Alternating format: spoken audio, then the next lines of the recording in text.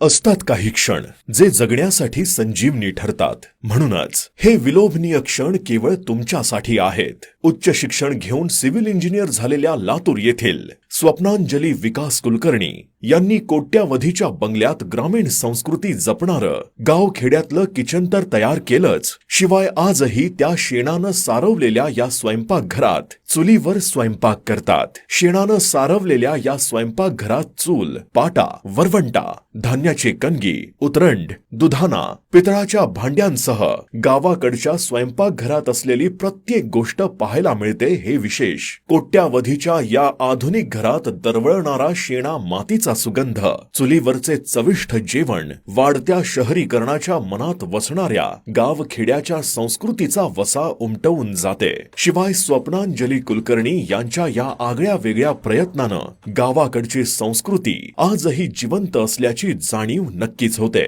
गावखेड्यातले घर हे केवळ एक घर नसते, तर गावासोबत नाळ जोडलेल्या गावाकडच्या प्रत्येक माणसाच्या असंख्य भावनांचे प्रतीक असते. हे वेगळे सांगण्याची गरज कशाला हवी? काटवटीमधील भाकरीवर पडणाऱ्या हातांचा आवाज, चुलीमधील विस्तवावर फुगलेली भाकर, वरवंट्यावर केलेले वांग्याचे भरीत आणि लाकडाच्या रवीनं घुसवलेल्या ताकाचा स्वाद म्हणजे स्वर्गीय अनुभूतीच. गावखेड्यातलं जीवन आणि संस्कृती दाखवून देणाऱ्या स्वप्नांजली कुलकर्णी यांचं हे किचन तुम्हाला कसं वाटलं?